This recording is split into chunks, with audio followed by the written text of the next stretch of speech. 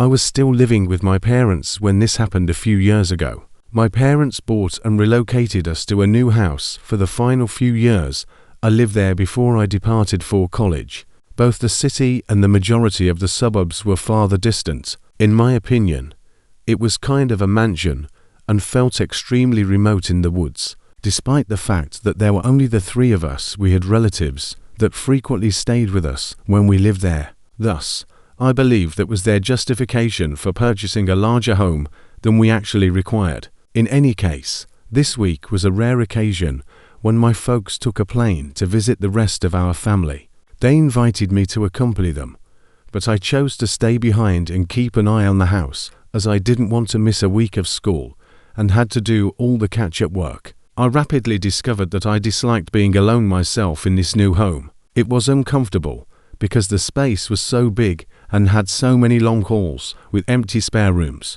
In addition, the location was constructed more than a century ago, which was unsettling in and of itself. Even if I was old enough to disregard it, the anxiety persisted. Everything went smoothly during my parents' first 2 days away. I went to school, spent time with friends, and relaxed at home. On the third day, I went to school as usual and then went out to eat with my friends, not returning home till that evening at 6 o'clock or 7. I was exhausted and wanted to spend the remainder of the night in bed because it was already becoming very dark outside. I went inside and left my school supplies there, the door, and proceeded to the second floor. I became aware of something strange almost immediately after I glanced down the lengthy main upstairs corridor.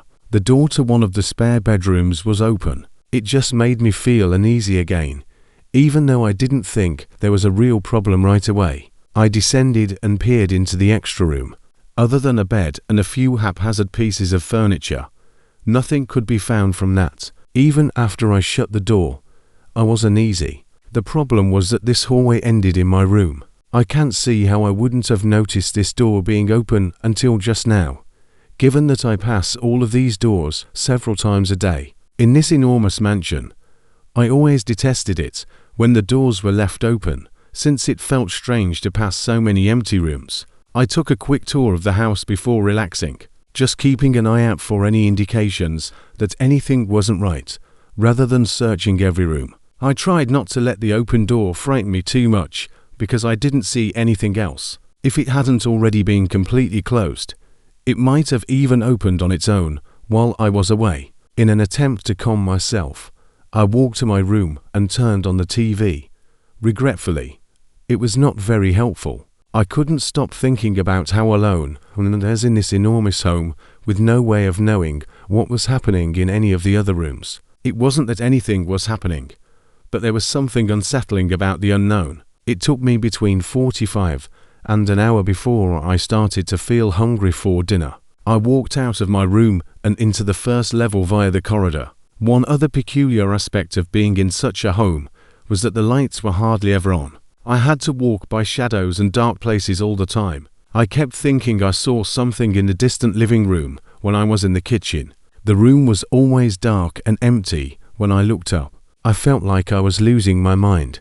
Everything was starting to get to me, and I really didn't want to give in to the panicky, unjustified feelings I was experiencing. I persuaded myself that it didn't bother me and chose to ignore it. After preparing dinner, I made my way back to my room, but as soon as I reached that hallway, I felt a shiver run down my spine. Once more, that door was open. I froze, staring for perhaps a minute down the dimly lit hallway. I was unable to comprehend how this was occurring. Right then, I was sincerely wondering if this location was haunted. Before I moved into a spooky 100-year-old mansion in the middle of the woods, I never believed in such things. Silently, I made my way back to the spare room, opened the door further, and peered inside. It had the same appearance as before. I entered and searched for any tiny clues, such as a soiled shoe print or item that had been moved, but I couldn't find anything. I walked to my room, shut the door, and locked it after becoming even more uncomfortable. I texted my parents to inquire if they had observed the spare room door opening or if there was a problem with it, without attempting to seem too worried. They answered right away, stating that they hadn't seen anything and weren't entirely sure what I was referring about. I told them not to worry, and it was probably nothing. But to be honest, I was growing increasingly uneasy every minute. I had a gut feeling that things wasn't quite right. I was eating for about 10 minutes while sitting on the bed in my room with the TV on when I heard what sounded just like footsteps in the corridor. Just as I was reaching for the remote to pause the TV, I heard a thump outside my bedroom door. My heart was pounding. A long silence ensued. I was too afraid to move because there were no sounds in the home. Then, like they were only tapping on the door, whomever the hell was outside my room gently and slowly knocked on the other side. This was unbelievable to me. I had no idea how to respond because it was so bizarre. After that, they didn't tap or knock on the door for what seemed like a full minute. Eventually, I yelled, "Who's out there? I've already made a police call." Naturally, it was a lie, but I wanted them to go. I was aware that I would eventually need to phone the police, but it didn't seem like it would be useful at this time because it would take them 10 to 15 minutes to arrive. I was forced to wait on my own. 3 more knocks on the door, continuing in the same steady, collected manner, were the only reaction I received. Lastly, I made the decision to contact the police. I reasoned that this was the wisest course of action if they were simply going to wait outside. When I got on the line, I told the operator everything, even my address. What was the person doing now? They inquired. I heard a loud scratching sound against the wood while I was explaining that they were simply standing outside my bedroom door. It was a single, extended scrape, as if they were something was scraping the door. I began to panic, begging them to arrive as soon as possible. Thankfully, I was able to lock the door once the handle began to move back and forth. After about a minute, there were 3 more knocks on the door before everything fell silent once more. For the entire 10 minutes that I waited for the police to arrive, nothing happened. There was nobody outside my bedroom when they arrived. No longer. A deep, obviously knife-cut gash sliced into the rear of the door was the only evidence of their presence. The officers made an effort to find out where they might have entered, but given the number of windows and entrances in the house, it was practically impossible. Additionally, the locking systems on the majority of the windows were outdated and unreliable. In the end, nothing or no genuine leads were discovered. My own as soon as they could. Parents took a plane home. I never felt comfortable in that house again, even though nothing more happened.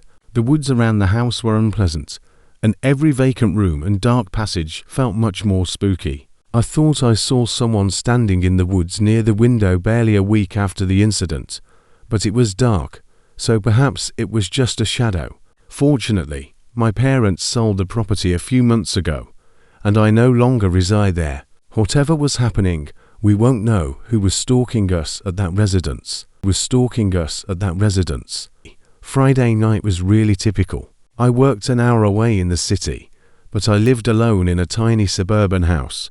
When the weekend finally arrived, I was eager to do nothing except watch YouTube, play games, and possibly sleep in tonight. After arriving home, I quickly showered before getting revved up the PlayStation and unwinded while playing games for several hours. I even opened a couple of beers. I felt that getting some pizza delivered would be the only way to make the evening ideal, because everything was going rather nicely. I used the local pizza shop's app to place my order. Then I relaxed on the couch and watched YouTube on TV. Waited. However, I discovered after 45 minutes that it had been a long time since I had placed the order, and that I had not received any texts indicating that they were en route. I took out my phone and looked at the app.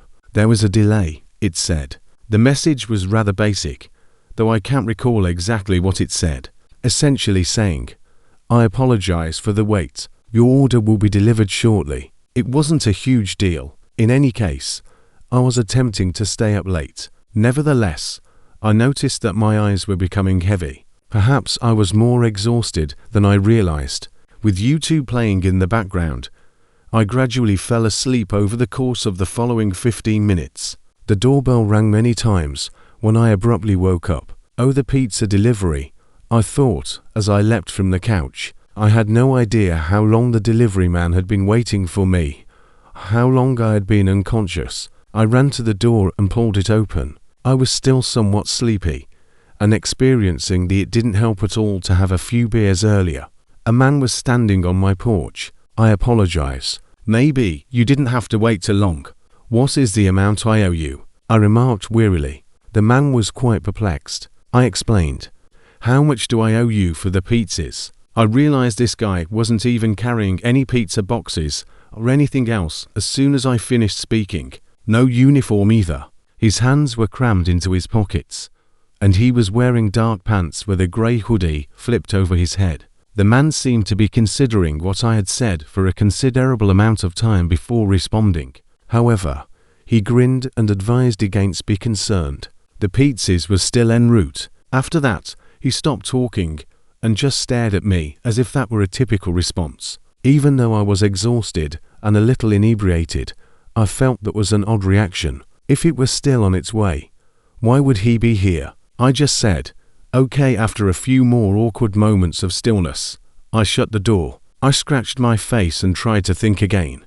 Why was the exchange so peculiar? I knew I wasn't in the right frame of mind, but regrettably, that led me to believe that perhaps it wasn't as strange as I was making it out to be. I switched to a different film, sat down, and watched it until I slept off once more. I heard a clicking sound as I woke up this time, but I had no idea what it was. But since the video was still playing, I knew I had only been asleep for a few minutes. I sat up once again and waited for a knock or doorbell, but nothing happened. That click sound was still unknown to me. However, I didn't remember to check the app for any order updates until that point. I was so bewildered that I couldn't even get past the lock screen when I opened my phone. It was 4 in the morning. The pizzeria was only open till 1 a.m. when I placed the order at 11 o'clock p.m. I glanced at the app and saw that the order had been postponed for an hour before the shop cancelled it. However, who had just arrived at my door. Rising from the couch, I made my way to the front door via the hallway, peering out the peephole and finding no one. When I reached down to open the door and unlock it, I discovered it was already unlocked. I was so out of it when I answered the door a few minutes ago that I must have forgotten to lock it. I opened the door and peered out, but all I saw was a peaceful, deserted neighborhood. I was too inebriated and exhausted to handle whatever was going on. I shut the door after receiving no response, and I immediately came to a complete halt. I was awakened by the sound of the door clicking into the doorway. My face turned pale. I quickly replayed the entire exchange with the man, recognizing that I had made a mistake, and that he was simply agreeing to be the pizza delivery guy, though I had already brought it up. What could be his motivation for lying about that? I turned around, entering the dark house, my entire being told me to go. I tried to retrieve my phone off the couch. I stealthily made my way back down the hall. I heard a movement in the other room as soon as I did. In a hurry, I grabbed my phone and bolted for the front door. I bolted from the house and descended to the end of the block, then made a 911 call. Even when the police showed within a few minutes after I called, it wasn't quick enough. The man had long since left. I told them all I could think of, including his precise appearance and words. But that's all we have thus far.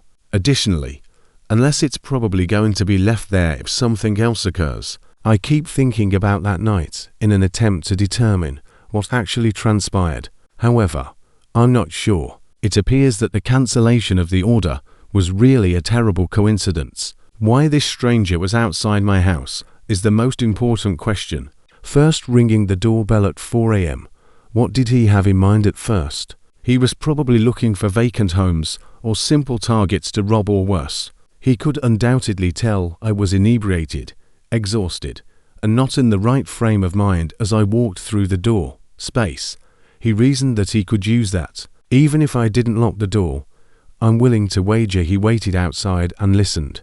He then simply waited for me to return to sleep for a short while. That night may have gone very differently and probably would not have if I hadn't woken up and in mid-2019, I relocated to a different place in search of employment. When I moved and obtained the job, I didn't have much, so I rented the tiniest room in the cheapest apartment. There were only 4 apartments in the little building, and it was a 1-bedroom apartment on the 2nd floor. Overall, to be honest, they weren't in a particularly pleasant location and were extremely old and out of date. I was the lone resident in the complex for the first 3 months. I was a little uneasy about the place because all 3 of the other flats were empty. However, it was only intended to be short-term until I had enough money saved for my new position, so I waited. However, work proved to be far more demanding than I had anticipated. Lots of late nights, overtime, and generally not the ideal work environment. Other than sleeping, I didn't have much time in my place. I arrived home at 8 p.m. one evening, exhausted and hardly conscious. I removed my shoes as I entered and made my way to my room down the hallway when there was an unexpected knock on my apartment door. Startled awake by how unexpected it was, I leapt. When I walked in, I saw nobody outside. I staggered back to the entrance, and I could hardly see anything through the peephole. I believed the glass had a stain or something covering it, or it was cracked. I opened the door, not sure who it was. An elderly man with dark hair and beard, perhaps in his late 40s or early 50s, stood very near the doorway. His eyes were very striking, unsettling, but not in a pleasant way. "How may I assist you?" His eyes widened slightly. He then inquired as to whether I lived here. I simply replied, "Yeah," even though I thought that was a somewhat odd question. Without giving it any thought, he smiled and said he wanted to introduce himself as he was moving into the apartment next to me. Then he strolled down to the apartment next to mine and entered, waving awkwardly. Strangely, he never gave me an introduction, not even his name. I didn't care about him. I just thought he was an odd old man. Knowing that someone else had moved into this otherwise empty building, where I was sleeping alone was, if anything, a relief. I had dinner that evening and went to bed early because I had another demanding workday the next day. I returned at around the same time as before. However, this time, when I ascended the external steps to my apartment, I noticed that the window blinds were moving. The old man claimed to have moved into the apartment next to mine. It appeared as though he was staring at me through the window due to the way the blinds were swaying. Feeling a little uneasy, I rushed to my door and entered. I told myself not to overthink it, and that it was probably nothing. But once more, I was barely inside for about 30 seconds when there was a knock on the door. I returned to the door and, out of habit, peered out the peephole once again, only to be reminded that nothing was visible. I knew who it was, so I opened the door. The man was precisely the same he had been the night before. "Do you require anything? I'm simply in a little bit of a hurry right now." I tried not to be impolite, but after a demanding workday, I really didn't want to talk to anyone. However, the man didn't really respond to what I said. "Do you know how these units' thermostats operate? I must be too old to understand it." "Out," he remarked, chuckling a little. I described how it operated in a fairly straightforward manner, hoping that this query was as innocent as it appeared.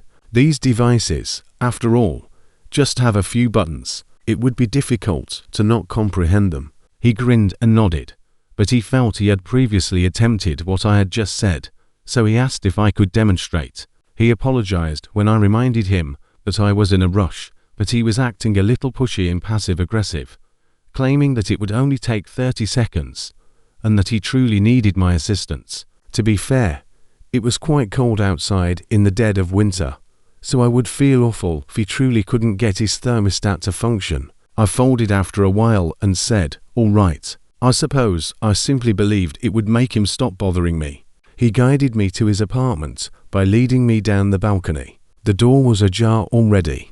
The man entered, but I froze at the doorway as soon as I saw what was inside.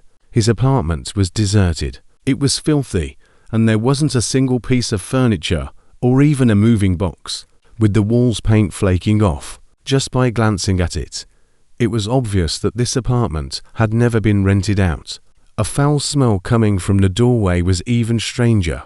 The man turned to face me after noticing my hesitancy. "It's right here, so hurry up." I was attempting to come up with a reason not to enter, and wasn't sure what to say. He repeated his invitation for me to enter, but in the most unnerving and terrifying way, his countenance changed from one of friendliness to one of disappointment. I bolted from the doorway as he took an aggressive step forward. After entering my apartment, I shut the door. The door handle clicked back and forth. A few seconds later, he attempted to open it. I began phoning the cops. Before he called out, the man seemed to be listening in on what I was doing for a minute. In a kind tone, he inquired as to what was wrong, and that all he needed was my assistance. After a few more knocks on the door, I heard him go away, and there was silence until the police showed there. By then, the man had left the building. As it happened, I was correct. That apartment remained unoccupied. He had spent several days inside after breaking in, most likely watching me to observe when I left and arrived home each day from work. Without a doubt, if I had gone inside that unit with him or simply allowed things to continue for any longer, things could have been far worse. Who knows what he had in mind? I left as quickly as I could get out of there.